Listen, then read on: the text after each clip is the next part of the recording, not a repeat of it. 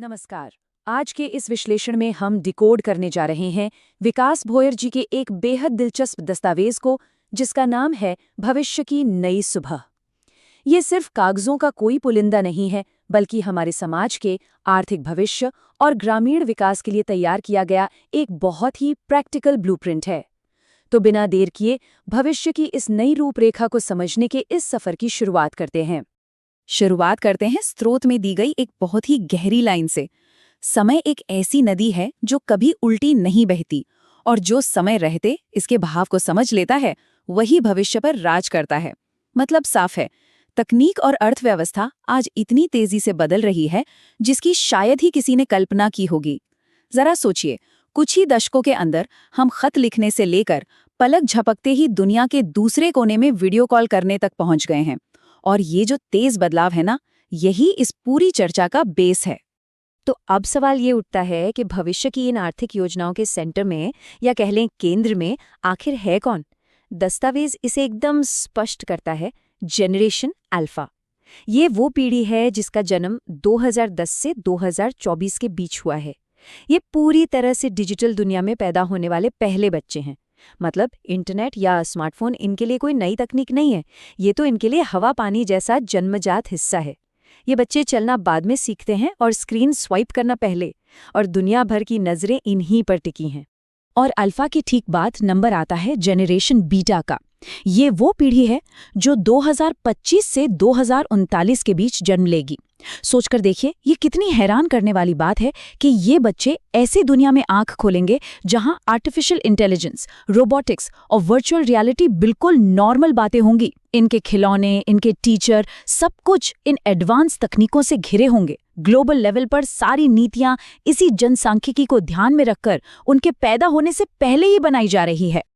खैर, अब दिलचस्प बात यह है कि दुनिया की जो बड़ी बड़ी मल्टीनेशनल कंपनियां हैं, वो इस भारी बदलाव को किस तरह देख रही हैं।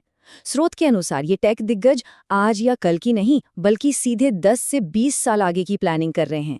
उनका रिसर्च इस बात पर चल रहा है कि इन नई पीढ़ियों की ज़रूरतों को कैसे कंट्रोल किया जाए। उनका टारगेट सिर्फ कोई एक प्रोडक्ट बेचना नहीं है, बल्कि वो इन युवाओं को जीवन भर का पक्का कस्टमर बनाना चाहते हैं। उन्हें अपने डिजिटल इकोसिस्टम में कुछ इस तरह लॉक करना चाहते हैं कि वे चाहकर भी बाहर न निकल पाएं। और यहीं पर एक बहुत बड़ा गैप, या कह लें विषमता, एकदम साफ नजर आती है। एक तरफ वो विशाल कंपनियां हैं जो अगले 30 सालों की एल्गोरिदम स्ट्रैटेजी बना रही हैं। उन्हें पता है कि 20 साल बाद कस्टमर क्या सोचेगा।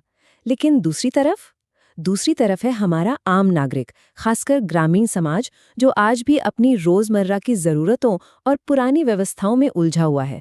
डेटा और नई तकनीकें भविष्य को कैसे नचा रही हैं, ये आम इंसान की समझ से अभी भी बहुत दूर है। इसी अनभिज्ञता को लेकर दस्तावेज में एक बहुत ही गंभीर चेतावनी दी गई है। अगर आज तैयारी नहीं की गई तो आने वाली पीढ़ियों के सामने एक बहुत बड़ा खतरा है, जिसे लेखक ने डिजिटल और कॉरपोरेट गुलामी का नाम दिया है। अपनी खुद की आर्थिक ताकत के बिना भविष्य की पीढ़ियां सिर्फ बड़ी कंपनियों की उपभोक्ता बनकर रह जाएंगी। वो एक बहुत बड़ी कॉरपोरेट मशीन का सिर्फ एक पुर्जा बन जाएंगे, जिनके खुद के डेटा, समय और भविष्य पर उनका कोई कंट्रोल नहीं होगा। और जाहिर है, ये एक ऐसा भविष्य है जिससे बचना बहुत जरूरी है। तो इस गंभीर चुनौती का समाधान क्या है? यही एंट्री होती है न्यू ऑप्शंस के विजन की। इनका मूल दर्शन ये है कि भविष्य का निर्माण सिर्फ बड़े बड़े शहरों की एयर कंडीशन्ड इमारतों में बैठकर नहीं हो सकता। असली ताकत की जड़ें तो गांव में हैं। जेनरेशन अल्फा और बीटा को इंडिपेंडेंट बनाने की तैयारी आज ही जमीनी स्तर, यानी ग्राम स्तर पर शुरू करनी होगी, क्योंकि जब तक गांव मजबूत नहीं होंगे तब तक भविष्य की इमारत टिक ही नहीं सकती। और इसी क्रांतिकारी सोच से एक आइडिया निकल कर आता है, आधुनिक उद्योग मंडल। स्रोत साफ करता है कि ये कोई पुरानी स्टाइल की पंचायत या समिति नहीं है, बिल्कुल नहीं। ये भविष्य की इकोनॉमी में फाइट करने और जीतने के लिए ग्राम स्तर पर बनाया जाने वाला एक अत्याधुनिक एडवांस्ड सेंटर है। ये एक ऐसा मजबूत पुल है जो ग्रामीण शक्ति को सीधे आधुनिक दुनिया से जोड़ेगा। चलिए देखते हैं कि ये मंडल असल में काम कैसे करेगा। इसके कोर फंक्शन में शामिल हैं गांव के युवाओं को एआई, डिजिटल मार्केटिंग और ब्लॉकचेन जैसी भविष्य की तकनीकें सिखाना। यह बिजनेस पॉलिसी को डिसेंट्रलाइज करेगा ताकि बड़े एकाधिकार यानी मोनोपोलीज टूट सकें। और सबसे खास बात, ये ग्रामीण अर्थव्यवस्था को सिर्फ कच्चा माल बेचने तक सीमित नहीं रखेगा, बल्कि तैयार माल बनाने पर फोकस करेगा। मतलब किसान सिर्फ कपास नहीं, बल्कि सीधे ब्रांडेड कपड़ा बनाएगा। साथ ही यह युवाओं को अपनी संस्कृति से जोड़ते हुए एक सामूहिक ताकत तैयार करेगा। आइए इस पूरे सफर को समझते हैं कि कैसे एक आम इंसान सिर्फ कंज्यूमर से एक क्रिएटर बन सकता है। जब युवा ये नई तकनीकें सीखेंगे तो वो सिर्फ गैजेट्स पर उंगलियां चलाने वाले ग्राहक नहीं रहेंगे, बल्कि उन तकनीकों के मालिक बन जाएंगे। इसका सबसे बड़ा फायदा क्या होगा? जो टैलेंट और पैसा मौकों की तलाश में शहरों की तरफ भागता है, वो रुक जाएगा। टैलेंट का ये जो ब्रेन ड्रेन है, इसके रुकने से गांव की संपत्ति गांव में ही रहेगी।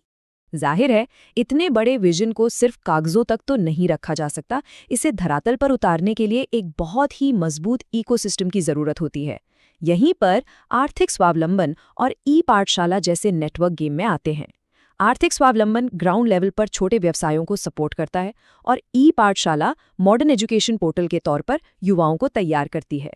ये दोनों इस बात का पुख्ता सबूत है कि सामूहिक आर्थिक शक्ति के लिए एक प्रॉपर स्ट्रक्चर तैयार किया जा रहा है।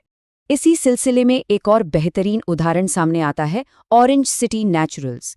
ये लोकल और प्राकृतिक उत्पादों के जरिए ग्रामीण औद्योगिक शक्ति को मजबूत करने का एक बहुत ही प्रैक्टिकल एग्जाम्पल है। और ये बहुत मायने रखता है, क्योंकि ये साबित करता है कि ग्राम स्तरीय विकास की बातें सिर्फ हवा में नहीं हो रहीं। स्थानीय रिसोर्स का इस्तेमाल करके वर्ल्ड क्लास प्रोडक्ट बनाए जा सकते हैं और बनाए जा रहे हैं। दस्तावेज के अंत में एक बहुत ही स्पष्ट और प्रभावशाली संदेश है। वो ये कि कोई भी बड़ी क्रांति जन भागीदारी के बिना पूरी हो ही नहीं सकती। यह समय पुरानी सोच की बेड़ियों को तोड़ने का है। हर गांव में इन मंडलों को स्थापित करने के लिए समाज को एक साथ आगे आना होगा, क्योंकि ये बात हमेशा याद रखनी चाहिए कि इतिहास उन्हीं के नाम से लिखा जाता है जो आज से ही भविष्य की तैयारी शुरू कर देते हैं। और इसी के साथ हम एक बहुत ही गहरे सवाल पर आकर रुकते हैं। क्या हमारी आने वाली पीढ़ी तकनीक की सिर्फ उपभोक्ता बनकर रह जाएगी, या हम आज उन्हें सशक्त करेंगे ताकि वे खुद अपना भविष्य बना सकें? इस विश्लेषण में हमने देखा कि भले ही दुनिया कितनी तेजी से बदल रही हो, लेकिन अगर सोच स्पष्ट हो और तैयारी ठोस हो, तो भविष्य की इस नई सुबह को सच किया जा सकता है। उम्मीद है इस विश्लेषण से इस पूरे विजन को गहराई से समझने में मदद मिली होगी।